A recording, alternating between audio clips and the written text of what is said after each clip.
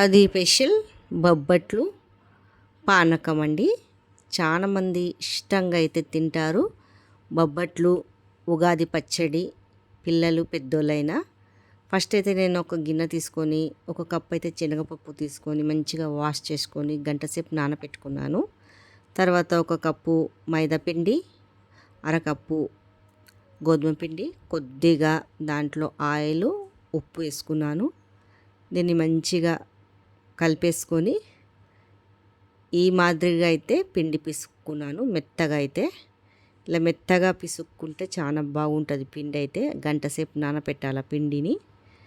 గంట సేపు పప్పుని నానబెట్టాలా, గంట సేపు పిండిని నానబెట్టాలా. పైనుంచి కొద్దిగా ఆయిల్ వేసుకున్నాను. ఇలా వేసుకొని ఇవి రెండు అయితే పక్కకు గంట సేపు అయితే నానబెట్టుకున్నాను. తర్వాత పప్పు అయితే ఉడకటానికి పెట్టాను. పప్పు అయితే ఇలా అయితే ఉడికించుకున్నాను.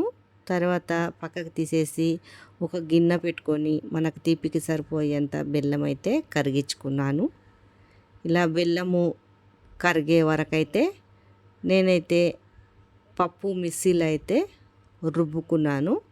పప్పు మంచిగా మెత్తగా అయితే రుబ్బుకోవాలా.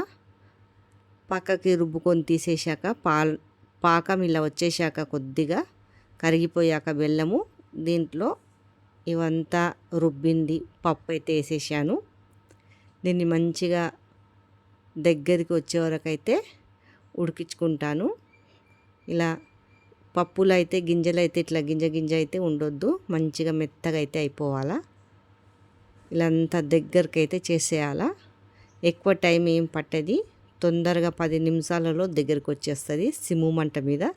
ఎక్కువ మంట పెడితే మాడిపోతుంది కింద. సిమ్ము మంట మీద ఇలా మొత్తము దగ్గరికి చేసుకోవాలా. ఇలా అంతా దగ్గరికి అయితే అయిపోయింది. చల్లార్చినాక ఇలా అయితే చపాతీ అయితే చేసేసుకుంటున్నాను బొబ్బట్లది.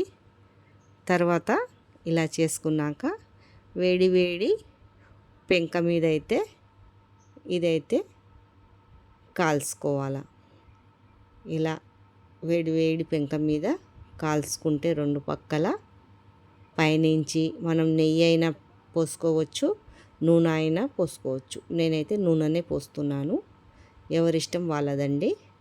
తర్వాత వెనక సైడ్ తిప్పేసుకొని దీన్ని కూడా మంచిగా నూనె పెట్టేసుకొని పక్కకి కాల్చుకోవాలా. ఇదంతా మంచిగా కాలిపోవాలా.